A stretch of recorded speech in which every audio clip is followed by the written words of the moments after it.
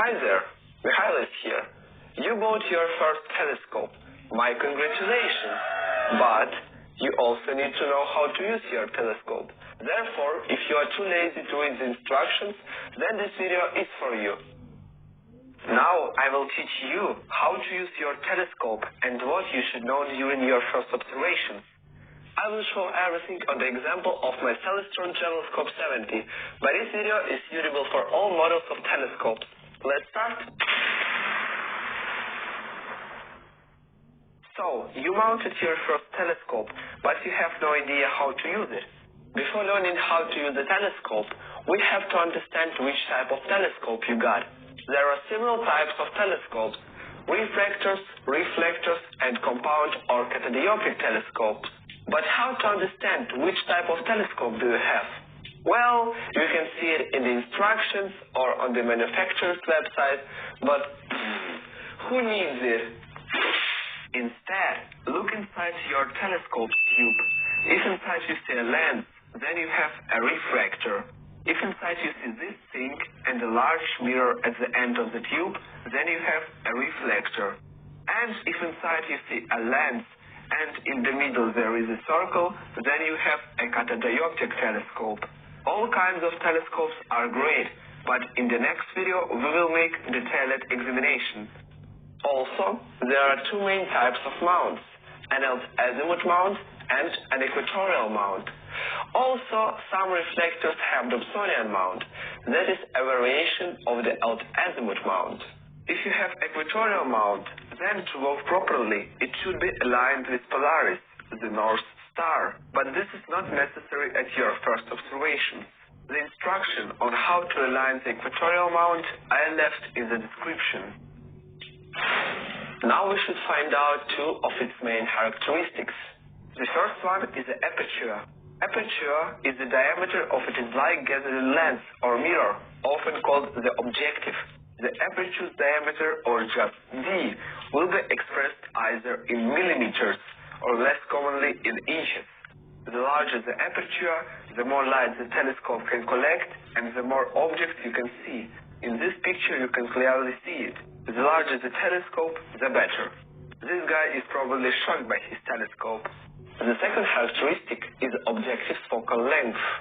For refractors and reflectors, the focal length is equal to the length of the tube. If you have a catadioptric telescope, then it is normal that the length of the tube is not equal to the focal length. Both of these characteristics are written on the tube of your telescope. If you didn't see such info on the tube, then you will have to look in the instructions or on the manufacturer's website. Now, before you start observing, you have to remove the telescope cover. Most telescopes have small cover inside the larger cover. It is needed in order to make a solar filter from the larger cover for observing the sun. Attention! It is forbidden to observe the sun through a telescope without a solar filter. Otherwise, you will become blind and will not be able to see the new era of space colonization. The next step. Most telescopes are equipped with such stuff. They are called eyepieces. Eyepieces are multi-lens components that allow you to achieve different magnifications with your telescope. You cannot start observing with just a telescope and no eyepieces. Also, some numbers are always written on the eyepieces. This is eyepieces focal length. What is eyepieces focal length purpose of?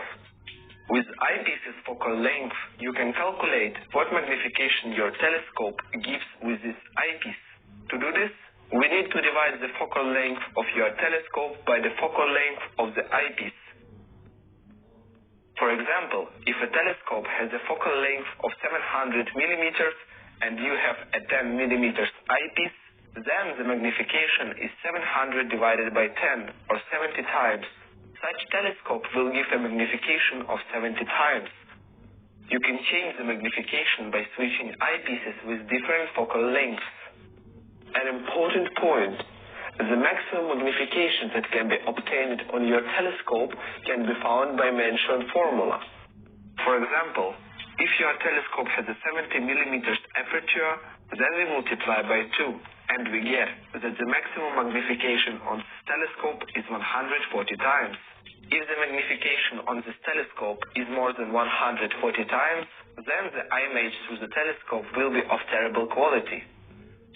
So how to use an eyepiece? We take the eyepiece, insert eyepiece into the telescope, observe through the eyepiece. Bingo! Okay, let's continue. Also, you may find another one stuff. This is Barlow lens. It is needed to increase the magnification of your telescope by a certain number of times. This number is written on the Barlow lens itself. How to use the Barlow lens? Take the Barlow lens, insert the eyepiece into the Barlow lens, insert this construction into the telescope. Bingo! Oh, I forgot about one more thing. Star diagonal. It is in refractor's kit, and its main purpose is more comfortable observation. Insert the star diagonal into the telescope and the result is obvious. Agree, with star diagonal is much more convenient to observe. The next thing that many people forget about is the focuser. Focuser is needed in order to focus the image. How to use your focuser? Very simple. For example, we look at a neighboring house through a telescope, but instead of a house, we see an incomprehensible blurry crab. Of course, we may believe that it is UFO that is trying to kidnap people, but instead we use a focuser and start spinning it. We spin the focuser until we see the house clearly.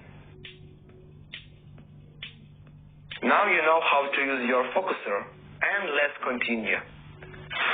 Now consider one more thing. Finder scope. Finder scope is such a small telescope which is needed to make it easier to find various objects. It can be compared with the rifle scope. So, how to use finder scope? First of all, you have to align your finder scope. We take finder scope and fasten it to the telescope. After that, we point the telescope at a neighboring house.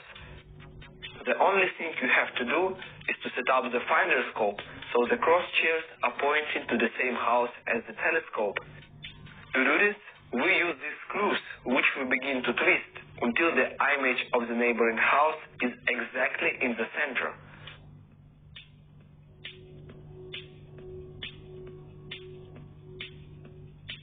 Great, finder scope is aligned. Now, when we need to see some object in the sky, we just point finder scope to it. Well, now you know how to use your telescope. But before you start your first observations, you need to practice a little during the day. Then, in the night, it will be easier for you to observe. To do this, we repeat all the actions that we did before. Namely, take your telescope, take your eyepieces, and if you have Barlow lens, remove the telescope cover, align your finder scope, practice to point your telescope at various houses and objects. Also, do not forget to use the focuser. And it is also best to observe on the balcony or on the street. Then the image through the telescope will be clear. It is better not to observe through the window, because then the picture will be very blurry.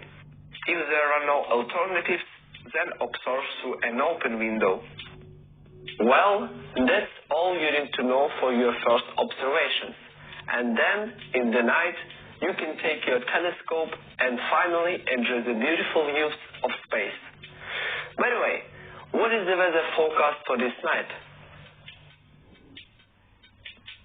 Mainly cloudy.